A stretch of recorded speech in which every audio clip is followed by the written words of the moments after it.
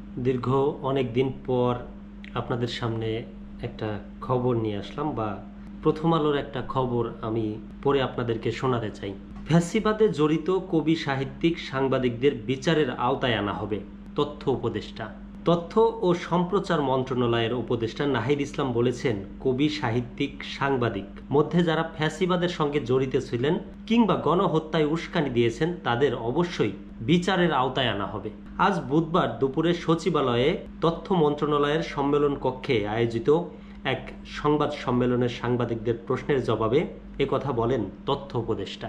তথ্য উপদেষ্টা নাহিদ ইসলাম বলেছেন, বাংলাদেশে যে গণহত্যা হয়েছে সেই হত্যাকাণ্ডের সাথে যারা জড়িত, যেসব সাংবাদিক, যেসব সাহিত্যিক, যেসব সাংস্কৃতিক ব্যক্তিত্ব আছেন, যারা উস্কানি দিয়েছেন তাদের বিচারের আওতায় আনা হবে। আজ বুধবার দুপুরে সচিবালয়ে তথ্য মন্ত্রণালয়ের সম্মেলন কক্ষে এসব কথা বলেন তথ্য উপদেষ্টা। নাহিদ ইসলাম বলেন, যারা বিভিন্ন লেখনী ও মতামতের মাধ্যমে জনমত তৈরি করে গণহত্যার পক্ষে পরোক্ষভাবে কাজ করেছেন এবং গণহত্যার জন্য উস্কানি দিয়েছেন তাদের অবশ্যই বিচারের আওতায় আনা হবে। কেবল সাংবাদিক, সাংস্কৃতিক ব্যক্তিত্ব ও কবি পরিচয়ে কেউই রেহাই পাবেন না। তিনি বলেছেন যে যারা উস্কানি দিয়েছেন তাদের তো একটা অবশ্যই পরিচয় আছে।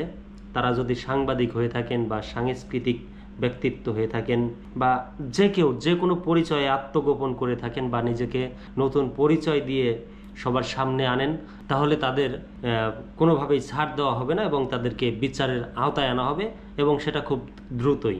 সাংবাদিকদের বিরুদ্ধে করা হত্যা মামলা সম্পর্কে আরেক প্রশ্নের জবাবে নাহিদ ইসলাম বলেন, মামলাগুলো সরকার করছে না। অনেক ক্ষেত্রে ব্যক্তিগত শত্রুতার জায়গা থেকেও মামলা করা হচ্ছে। সেই জায়গা থেকে আমরা নির্দেশনা দিয়েছি এবং আশ্বস্ত করেছি যে এই মামলাগুলো দ্রুততম সময়ের মধ্যে পর্যালোচনা করা হবে। তদন্ত করে কারো বিরুদ্ধে অভিযোগের সত্যতা প্রমাণিত না হলে তাকে মামলা থেকে রেহাই দেওয়া হবে।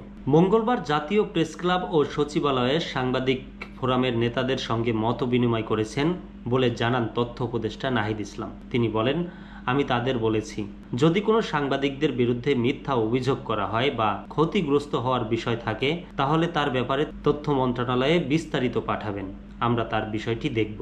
বাংলাদেশ সেনাবাহিনীকে ম্যাজিস্ট্রেসি ক্ষমতা দেওয়া সংক্রান্ত এক প্রশ্নের জবাবে তথ্য উপদেষ্টা বলেন, আইন শৃঙ্খলা পরিস্থিতি ধীরে ধীরে উন্নতির দিকে যাচ্ছে। আইন শৃঙ্খলা পরিস্থিতির যাতে দ্রুততম সময়ের মধ্যে ঠিক হয়ে যায়, জননিরাপত্তা যাতে নিশ্চিত হয়, আমরা যেহেতু একটি জরুরি পরিস্থিতিতে আছি, দেশ পুনর্গঠন করতে হচ্ছে, সেহেতু সেনাবাহিনীকে এই ক্ষমতা দেওয়া হয়েছে। আগামী 2 মাসের জন্য এই ক্ষমতা দেওয়া হয়েছে। তথ্য উপদেষ্টা বলেন, এই সময়ের মধ্যে পুলিশ বাহিনীকে সম্পূর্ণ সংস্কার করে আরও শক্তিশালী ও আস্থার জায়গায় নিয়ে এসে তাদের মাঠে ফিরিয়ে আনা হবে। এই কারণেই এমন সিদ্ধান্ত নেওয়া হয়েছে। তথ্য মন্ত্রণালয়ের গুজব শনাক্তকরণ সেল সম্পর্কে জানতে চাইলে নাহিদ ইসলাম বলেন, আমরা ফ্যাক্ট চেকিং নিয়ে বিভিন্ন অংশীজন ও মিডিয়ার সঙ্গে কথা বলছি। কিভাবে ফ্যাক্ট চেকিং বিষয়টি আরও শক্তিশালী করা যায় সেটা নিয়ে ভাবছি।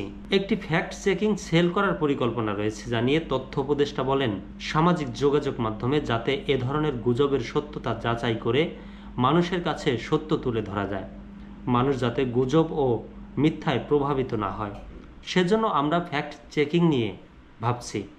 এর আগে নাহিদ ইসলাম বাংলাদেশে চলচ্চিত্র সেন্সর বোর্ড এবং জরুরি বোর্ডের নবনির্বাচিত কমিটির সদস্যদের সঙ্গে মত বিনিময় করেন। তো এই ছিল প্রথম আলোর একটা খবর, যেই খবর আপনাদেরকে পড়ে শোনালাম। তো আসলে বিচারের আওতায় সবাইকেই আনা উচিত। আসলে দেশের যারা মুখোশধারী লোক আছে তাদেরকে বিচারের আওতায় আনা উচিত আমি মনে করি। আপনারা কি মনে করেন অবশ্যই কমেন্ট করে জানাবেন। যারা ঘুষের টাকায় কোটি কোটি টাকা অর্জন করেছেন এবং নামে বেনামে বিভিন্নভাবে সম্পদ তৈরি করেছেন, তাদের তো অবশ্যই শাস্তি হওয়া উচিত। কি বলেন আপনারা?